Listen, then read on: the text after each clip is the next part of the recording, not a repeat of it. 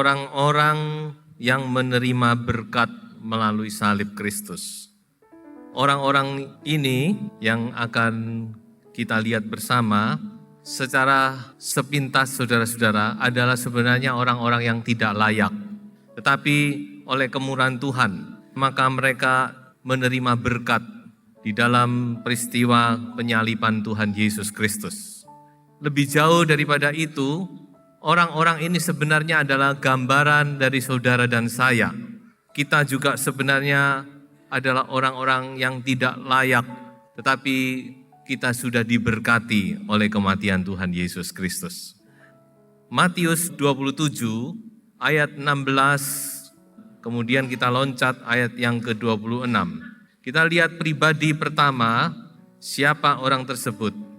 Matius 27 ayat yang ke-16. Dan pada waktu itu ada dalam penjara seorang yang terkenal kejahatannya yang bernama Yesus Barabas.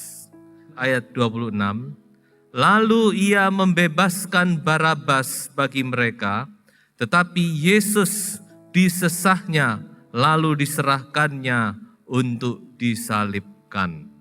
Pertama kita melihat di dalam peristiwa penyaliban ini ada satu pribadi yang menerima berkat yang luar biasa besarnya, saudara. Itulah yang bernama Barabas. Mengapa demikian, saudara-saudara? Karena sebenarnya Barabas inilah yang harus mati di atas kayu salib. Jadi sebenarnya yang hari itu yang disalibkan adalah Barabas. Ini adalah orang yang luar biasa jahatnya, adalah orang yang luar biasa bejatnya, adalah orang yang luar biasa kejamnya. Dia harus mati hari itu. Tetapi aneh, mujizat terjadi, Barabas bisa dilepaskan sama sekali, saudara. Mengapa Barabas terlepas? Karena ada satu pribadi yang menggantikan dia, yaitu Yesus Kristus. Yesus Kristus mati menggantikan posisi Barabas, saudara-saudara. Luar biasa. Saya tidak bisa membayangkan bagaimana hati Barabas. Tadinya dia sudah berpikir dia akan mati hari itu, saudara-saudara. Dia tidak pernah membayangkan kalau hari itu justru dia dibebaskan. Karena ada seorang yang menggantikan posisinya mati di atas kayu salib. Saya yakin ini tidak terjadi secara kebetulan. Tetapi dari kejadian ini Tuhan mau menunjukkan bahwa kematian Tuhan di atas kayu salib itu adalah menggantikan kita orang-orang yang berdosa. Sebenarnya kita ini yang harus mati, saudara-saudara. Menanggung dosa-dosa kita sendiri. Tetapi Yesus sudah mati bagi kehidupan kita. Mari kita membaca satu ayat di dalam Yesaya pasal 53, ayat yang keempat dan ayat yang kelima. Tetapi sesungguhnya penyakit kitalah yang ditanggungnya, dan kesengsaraan kita yang dipikulnya. Padahal kita mengira dia kena tulah, dipukul dan ditindas Allah. Ayat yang kelima. Tetapi dia tertikam oleh karena pemberontaan kita. Dia diremukkan oleh karena kejahatan kita. Ganjaran yang mendatangkan keselamatan bagi kita ditimpakan kepadanya, dan oleh bilur-bilurnya kita menjadi sembuh. Inilah nubuat yang ditulis oleh Yesaya tentang Yesus Kristus. Bahwa satu kali Mesias dia harus mati, bukan untuk dosanya sendiri, tetapi karena dosa-dosa kita. Dia harus menderita, dia harus mengalami penderitaan yang luar biasa karena segala sakit penyakit kita. Mengapa Yesus harus menderita? Kalau kita perhatikan di dalam ayat-ayat bahwa sebelum mati Yesus menderita. Luar biasa. Itulah sebabnya Yesus cepat sekali mati. Orang sampai bingung, kok sudah mati? Yang lainnya masih seger. Dua penjahat yang digantung, yang disalib di sebelah kiri kanan masih segar, saudara. Memang biasanya orang disalib itu sampai berhari-hari, saudara. Dibiarkan di situ, panas, terik. Memang itu penyiksaan yang luar biasa. Tapi Yesus jam 3 sore dia mati. Karena apa, saudara? Karena dia sangat menderita. Sebelum dia disalib, dia mengalami penderitaan yang luar biasa, yang melampaui batas seorang manusia. Meskipun waktu itu dia berusia 30 tahun, itu kuat-kuatnya seorang lelaki, saudara-saudara. Tetapi toh penyiksaan yang dia alami melampaui batas. So itu dia cepat sekali dia mati. Mengapa Allah sengaja, Bapa itu sengaja sebelum Yesus mati dibiarkan dia menderita, ditindas, disiksa, dihancurkan kehidupannya, saudara-saudara. Sampai tidak rupa manusia dikatakan. Bapak sengaja supaya dia bisa menanggung segala sakit penyakit kita, saudara-saudara. Jadi ketika Barabas, saya tidak tahu apakah Barabas ada di tempat itu waktu Yesus disalib.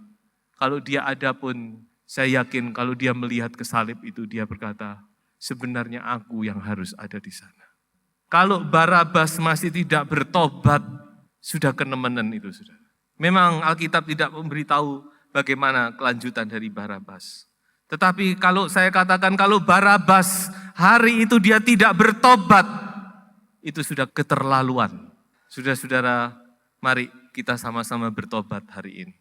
Kalau kita mengenang kematian Yesus Kristus, kita harus ingat bahwa seharusnya kita yang menderita.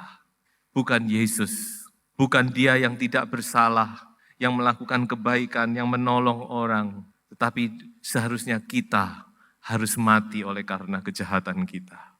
Tetapi puji Tuhan, saudara, kita sudah dibebaskan oleh Yesus. Saudara-saudara, tidak kebetulan kalau Barabas ini punya nama juga Yesus Barabas. Kadang-kadang kita tidak mengerti cara Tuhan. Coba bayangkan, saudara. Yesus Kristus mati supaya Yesus Barabas bisa hidup. Saya yakin ini juga satu kehendak Allah bagi kita. Kristus mati supaya ada Kristus-Kristus kecil yang hidup di dunia ini. Coba kita baca di dalam 2 Korintus pasal 5 ayat yang ke-15. Dan Kristus telah mati untuk semua orang, supaya mereka yang hidup tidak lagi hidup untuk dirinya sendiri, tetapi untuk Dia yang telah mati dan telah dibangkitkan untuk mereka. Ketika kita mengenang kematian Kristus, kita harus sadar Yesus Kristus mati untuk menghasilkan Kristus-Kristus kecil, yaitu saudara dan saya. So itu kita harus hidup untuk Yesus. Jangan sampai kita lupa bahwa kematian Kristus itu adalah untuk kita, saudara-saudara. Yang kedua, kita lihat pribadi yang kedua. Mari kita baca di dalam Lukas 23 ayat 12. Dan pada hari itu juga bersahabatlah Herodes dan Pilatus. Sebelum itu mereka bermusuhan. Sudah aneh sekali. Justru karena Yesus yang hari itu mati di atas kayu salib, karena masalah Yesus ini, saudara-saudara, dikatakan Herodes dengan Pilatus yang tadinya itu bermusuhan bisa berdamai, bersahabat. Ini dicatat oleh Alkitab. Aneh bukan? Jadi dua orang ini, saudara-saudara, diperdamaikan karena salib Kristus. Ini orang yang tidak percaya. Herodes dengan Pilatus bukan cuma tidak percaya. Saudara-saudara, ini adalah orang-orang penguasa-penguasa yang saat itu merekalah yang justru menyalibkan Yesus. Tetapi saudara, karena salib ini mereka bisa bersahabat. Ini berbicara apa, saudara? Salib Kristus itu memperdamaikan. Di sini kita melihat bahwa salib itu punya satu khasiat. Bayangkan, saudara, orang yang tidak percaya aja bisa berdamai karena salib. Kita bagaimana sekarang? Pertama-tama dikatakan salib itu, saudara-saudara, memperdamaikan kita dengan Allah. Kita harus ingat itu. Melalui salib Kristus kita diperdamaikan dengan Allah. Kita yang tadinya lahir di dalam dosa, karena kita adalah keturunan Adam dan Hawa yang sudah berdosa, maka kita lahir di dalam dosa. Dan dikatakan oleh firman Tuhan, orang yang berdosa itu adalah musuhnya Allah. Kita tadinya ini musuhnya Allah, saudara. Jadi punya musuh manusia aja orang itu tidak bisa tenang. Apalagi kalau punya musuh Allah. Tetapi karena salib Kristus kita diperdamaikan dengan Allah Bapa. Coba kita baca satu ayat di dalam Kolose pasal 1 ayat 21 dan ayat yang ke-22. Juga kamu yang dahulu hidup jauh dari Allah dan yang memusuhinya dalam hati dan pikiran, seperti yang nyata dari perbuatanmu yang jahat, sekarang diperdamaikannya di dalam tubuh jasmani Kristus oleh kematiannya, untuk menempatkan kamu kudus dan tak bercela dan tak bercacat di hadapannya. Jadi saudara-saudara, pertama-tama salib Kristus itu memperdamaikan kita dengan musuh kita, yaitu Allah. Itu sudah kita alami. Makanya kita sekarang bisa bersekutu, bisa bergaul dengan Allah dengan begitu erat. Kita tidak lagi, saudara-saudara, ada satu penyekat. Setiap saat kita bisa datang kepada Tuhan. Itu karena salib Kristus. Karena kita diperdamaikan dengan Allah melalui salib. Tetapi saudara-saudara, ada satu hal yang harus kita lakukan, yaitu kita juga harus berdamai dengan sesama. Teristimewa dengan sesama anak Tuhan. Kita ini satu keluarga di dalam Kristus. Kita harus bisa berdamai. Kalau tidak bisa berdamai, kita harus malu sama Herodes dan Pilatus. Saudara. Masa Herodes dan Pilatus, dua orang jahat, bisa berdamai karena Kristus, karena salib. Kita dengan sesama kita tidak bisa berdamai. Jadi itu mari ampuni. Dengan salib itu Yesus dikubur. Kita anggap segala sesuatu yang lama sudah dikubur, sudah habis. Jangan sampai ada permusuhan lagi di antara kita. Apalagi kalau itu orang serumah, saudara-saudara. Ayo kita sama-sama saling mengampuni. Berdamailah satu dengan yang lain. Ampuni satu dengan yang lain. Salib Yesus Kristus mempersatukan. Sehingga tidak ada lagi sekat. Saudara, saya akan bacakan satu ayat lagi. Di dalam Efesus pasal 2 ayat yang ke-14. Karena dialah damai sejahtera kita yang telah mempersatukan kedua pihak dan yang telah merobohkan tembok pemisah, yaitu perseteruan. Sebab dengan matinya sebagai manusia, ia telah membatalkan hukum Taurat dengan segala perintah dan ketentuannya, dan untuk menciptakan keduanya menjadi satu manusia baru di dalam dirinya. Dan dengan itu mengadakan damai sejahtera. Saudara-saudara, salib Yesus Kristus itu memperdamaikan satu dengan yang lain. Mari kita saling mengasihi, lebih mengasihi. Ampuni satu dengan yang lain. Jangan saudara-saudara kita hidup dengan satu permusuhan, dengan satu kepahitan, dengan satu amarah, dengan satu dendam. Minta hati yang baik dari Tuhan. Kuburkan semua itu di dalam nama Yesus. Kita mulai kehidupan yang baru. Hidup di dalam perdamaian dengan sesama kita. Yang ketiga, mari kita baca di dalam Lukas 23 ayat yang ke-26. Ada pribadi ketiga yang menerima berkat dari salib Kristus. Di dalam Lukas 23 ayat 26. Ketika mereka membawa Yesus, mereka menahan seorang yang bernama Simon dari Kirene, yang baru datang dari luar kota. Lalu diletakkan salib itu di atas bahunya, supaya dipikulnya sambil mengikuti Yesus. Biasanya orang kalau disalib itu dia harus memikul salibnya sendiri. Tapi rupanya Yesus sudah tidak kuat. Kita tahu bahwa dia disesah begitu rupa, saudara-saudara, sampai hancur tubuhnya.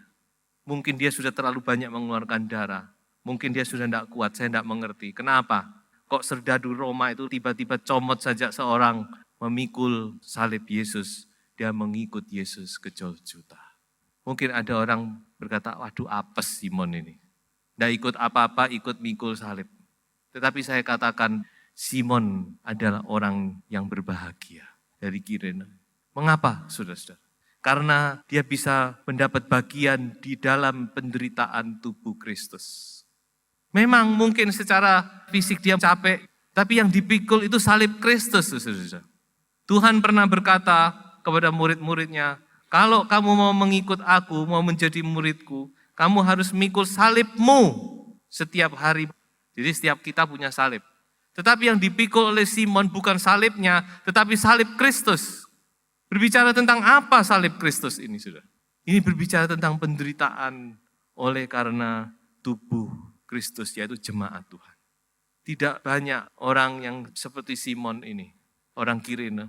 Di satu pihak memang dia mungkin merasa, loh kok aku? Kenapa kok aku? Kok tiba-tiba aku? Tapi di lain pihak itu adalah satu prioritas.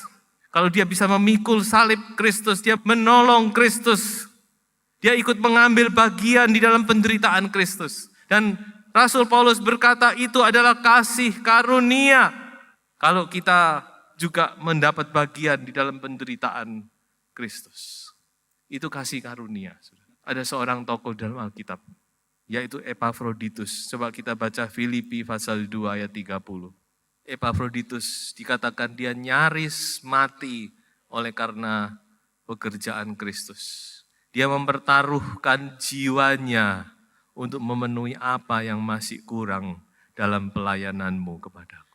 Tapi yang pasti saudara-saudara, Rasul Paulus di dalam pelayanannya dia berkata, aku menggenapkan dalam diriku, dalam dagingku apa yang masih kurang di dalam penderitaan Kristus.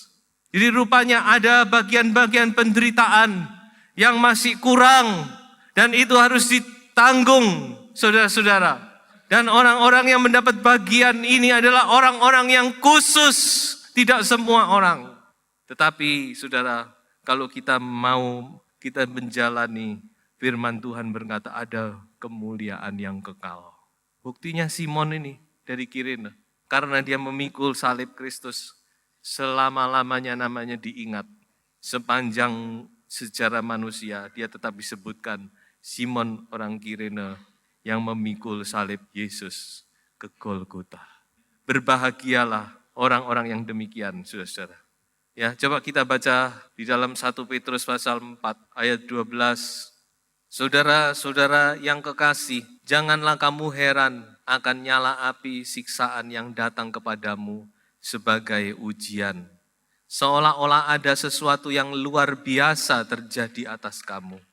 Sebaliknya, bersukacitalah sesuai dengan bagian yang kamu dapat dalam penderitaan Kristus, supaya kamu juga boleh bergembira dan bersukacita pada waktu Ia menyatakan kemuliaannya. Berbahagialah kamu jika kamu dinista karena nama Kristus, sebab roh kemuliaan ada padamu, yaitu roh Allah ada padamu. Saya katakan ini adalah satu berkat, satu kemuliaan.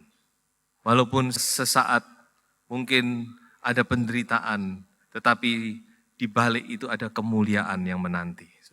Simon orang Kirene mendapat bagian di dalam penderitaan Kristus. Dan pribadi yang keempat, kita baca itu di dalam Markus pasal 15 ayat yang ke-39.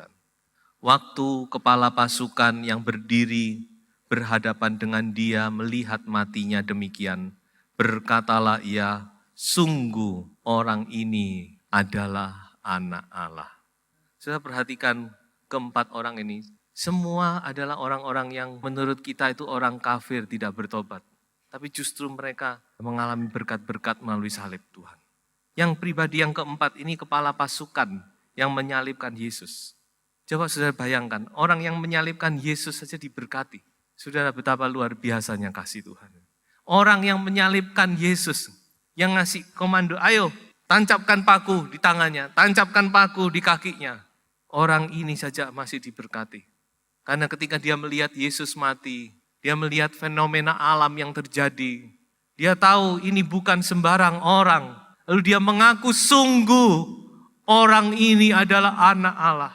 Bayangkan, dia tidak pernah mengetahui tentang Yesus. Dia tidak pernah menerima Injil, berita keselamatan. Dia tidak pernah melihat Yesus melakukan mujizat dan sebagainya. Dia cuma lihat cara matinya. Dia berkata, sungguh orang ini adalah anak Allah. Ini saya yakin kita semua sudah mengalami kebaikan Tuhan. Kalau kita tidak mengaku bahwa Yesus itu anak Allah, sudah kebangetan. Tapi saya bukan cuma mau kita mengaku dengan mulut lidah kita. Tetapi kita sungguh-sungguh dari dalam hati mengaku Yesus engkau adalah anak Allah yang hidup dan berkuasa. Yesus engkau adalah Allah yang sudah mati bagiku. Engkau yang sudah menggantikan tempatku di atas kayu salib. Engkau yang mati bagi segala dosa-dosaku. Maka saudara akan diberkati. Saudara-saudara, kenapa? Saya yakin kepala pasukan ini menjadi orang Kristen. Ya memang ada beberapa yang Alkitab tidak sebutkan. Tetapi saya yakin, karena apa? Coba kita baca di dalam 1 Yohanes pasal 4 ayat 15, berbunyi demikian. Barang siapa mengaku bahwa Yesus adalah anak Allah, Allah tetap berada di dalam dia dan dia di dalam Allah. Haleluya. Dengan pengakuannya itu berarti dia percaya Yesus itu Mesias. 1 Yohanes pasal 5 ayat 13.